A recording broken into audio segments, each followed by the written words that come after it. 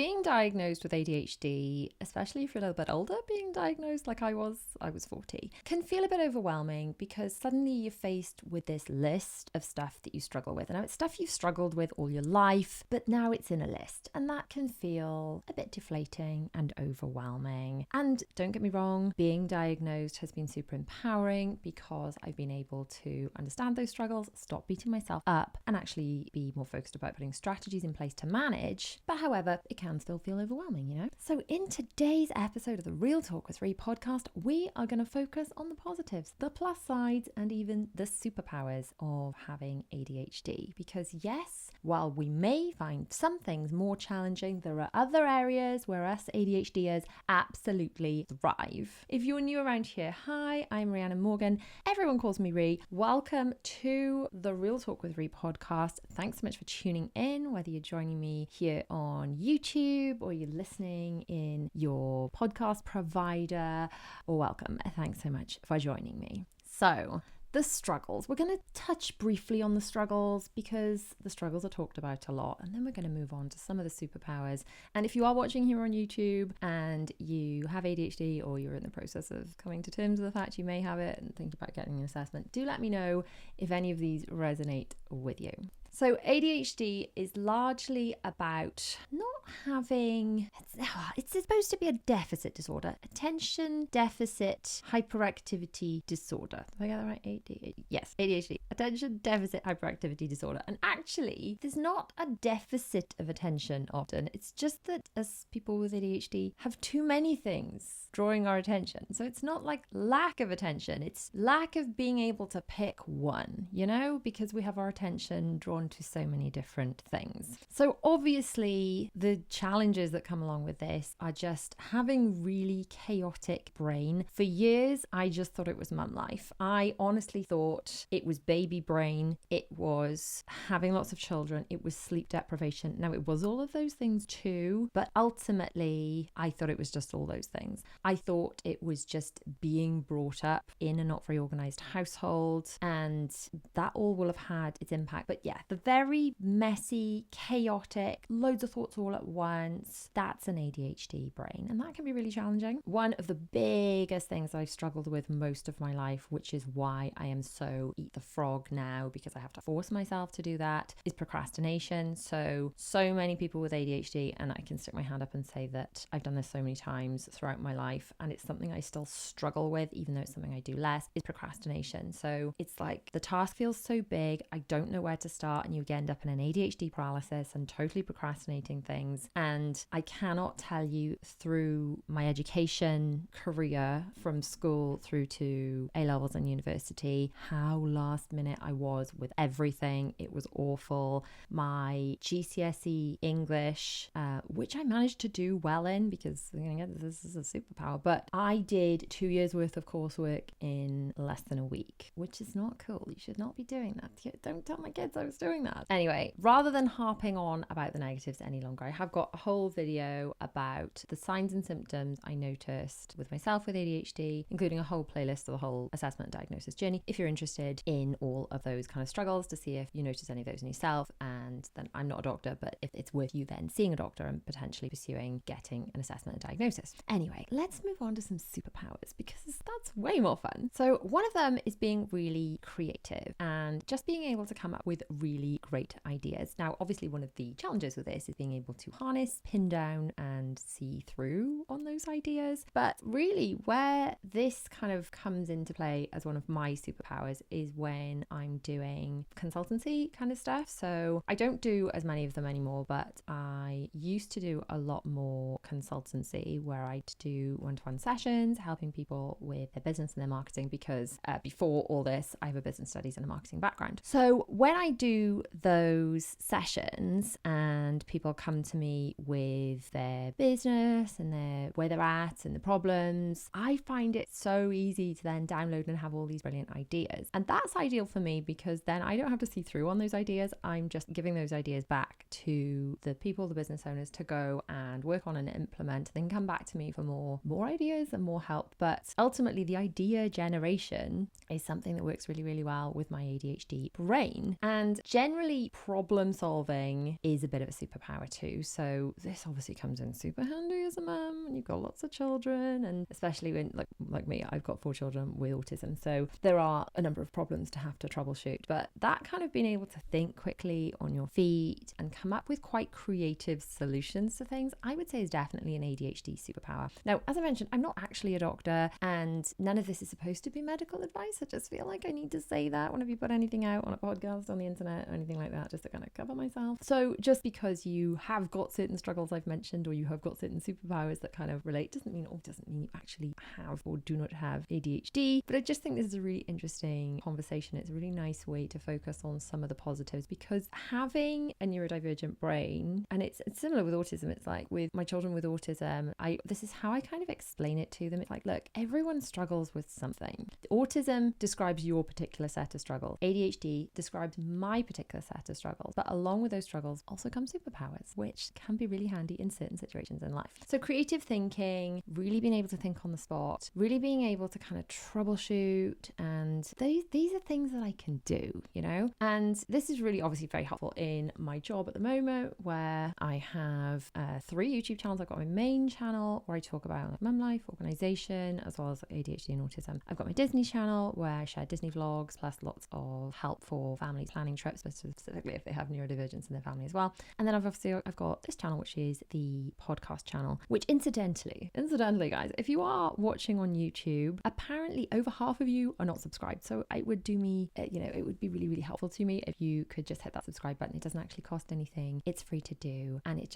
really helps support the channel. And when you hit the subscribe button, it does a cute little animation, so you can get and see that. So thank you. And if you are listening, then next time you're on YouTube, just head to Real Talk With Rhi podcast on YouTube and subscribe over there for me as well, just to show your support. That would be amazing. Thank you so much. So another one that can have super helpful sort of implications in real life, and can also just be a bit random, is pattern recognition. So the perhaps not so helpful version of how I notice this coming up in life is being able to predict the end of TV shows and films and stuff. And I'm like, well, the writers have clearly dropped that crumb there, and therefore it's pointed to that. They want us to think this, but actually it's that, and therefore this person did it. My husband's like, what are you even doing? Like, why are you guessing this? And how do you know that? And then when I'm right, it's like, how did you know that? Did you it just seemed really obvious. So apparently that is a bit of an ADHD thing, being able to kind of predict. It's not like, it's not being psychic. It's just recognizing patterns in things. So in writing, in TV and film and things, if it's good writing, then there will be crumbs that lead,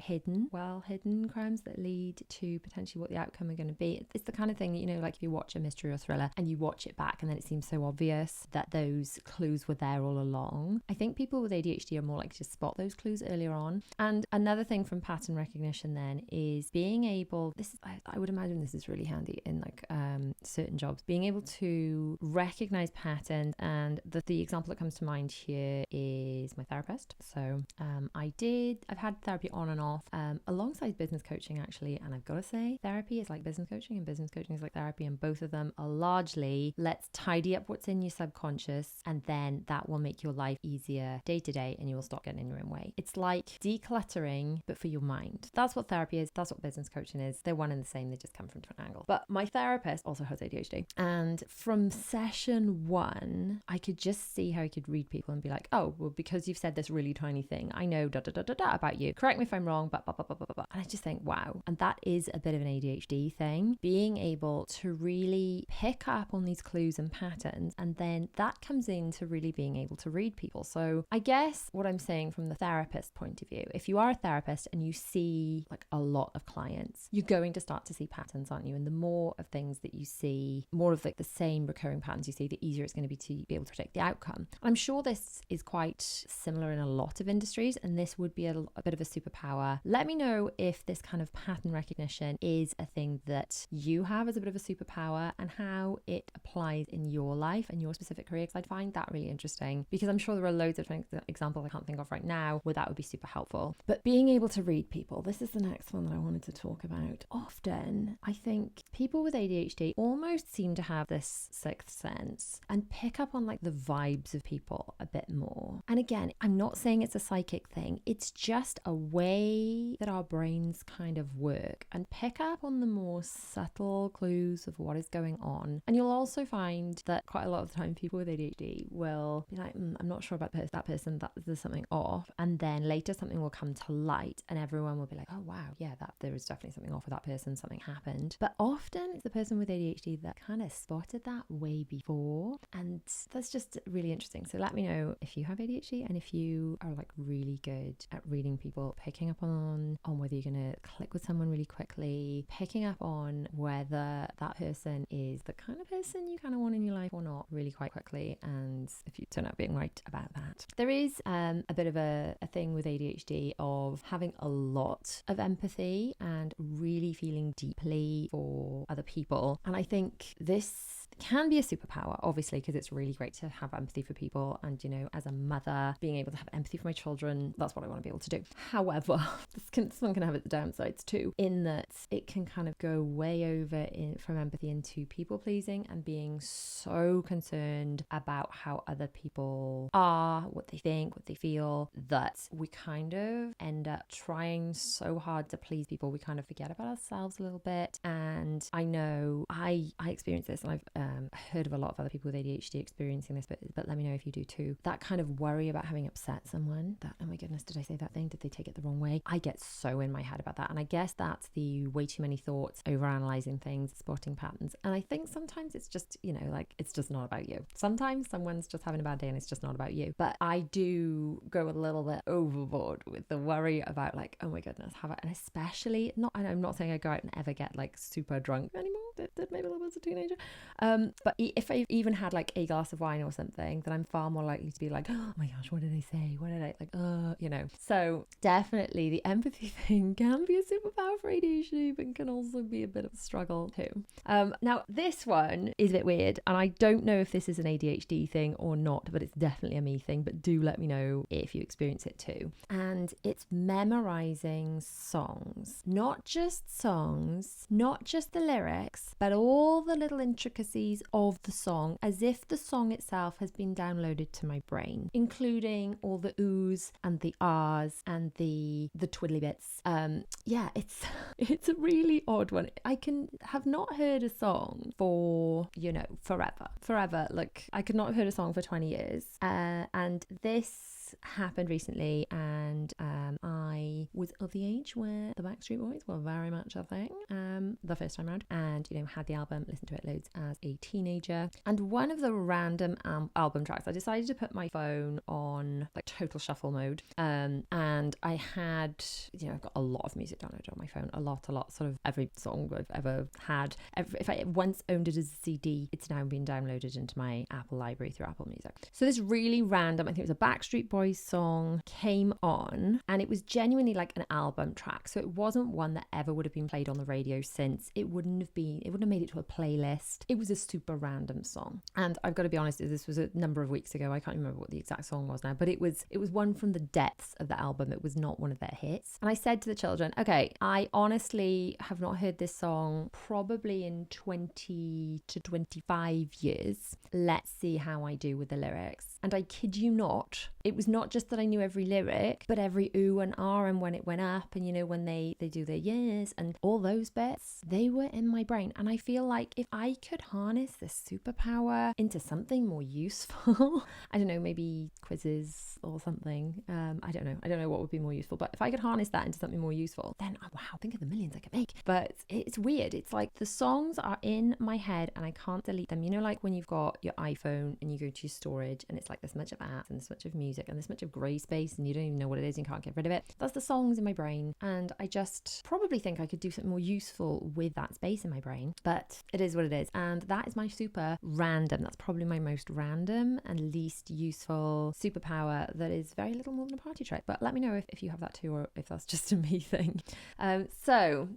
Spontaneity and rolling with the unexpected is something that can be a little bit of an ADHD superpower. I guess this comes from on, or alongside the thinking on your feet and the loving that energy of kind of newness. And while I thrive on routine, I don't thrive on routine the same way that my children do. So I thrive on routine because it takes some of the thinking away from what I have to do day to day. It's like paying a bill by direct debit. You don't have to think about it versus having to physically do it. That's why I thrive on routine. It's just one thing off my to-do list. So cleaning your teeth at a certain time of day is just something you do. It's part of your routine. You're very unlikely to forget it, I hope. And the more things you can put into that routine that just happen at certain times of the day, the less there is for my very scatty, chaotic brain to have to remember. And that's why I thrive on routine. However, I also thrive on the kind of newness of things. So I love nothing more than a freshly rearranged room, or a freshly organized drawer, or a new, or like when I've like just done my wardrobe and it's all organized, and like I love the newness and the freshness of that, and that really excites me.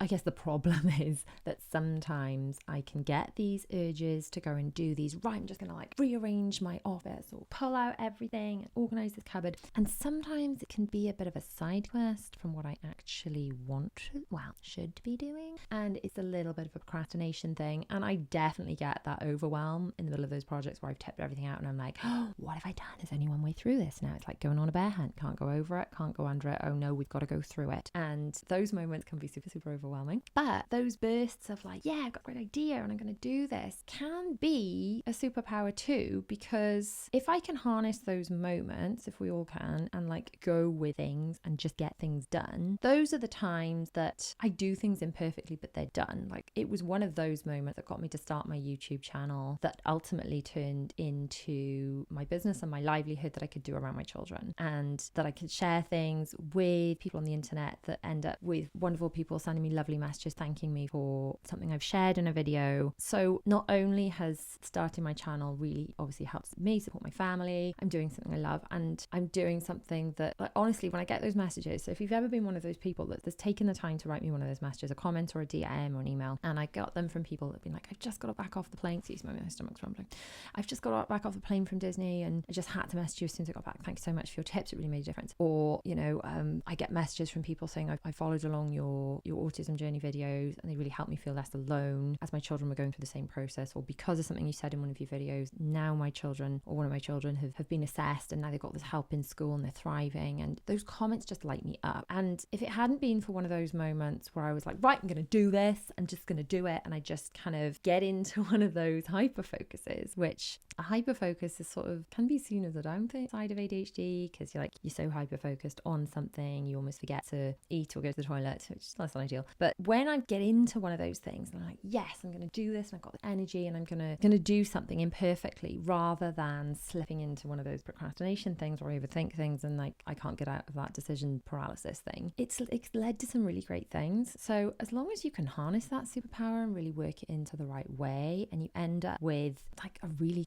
beautifully organized room, or that business you're going to start, or having the guts to start that exercise class you always fancied doing, or just anything, if you can harness that and run with it in the right way, then it can definitely be an ADHD superpower. So let's talk a little bit about how we can harness some of these superpowers, because I think with any superpower it can be used for good or for evil. And I'm not saying that, you know, we're going to be evil, but sometimes our superpowers can perhaps manifest in a way that are less than helpful then within our lives. So one way that I like to kind of tap into the hyperfocus state and kind of trick myself into getting things done. Excuse me, that's my stomach crumbling again. I'm clearly very hungry.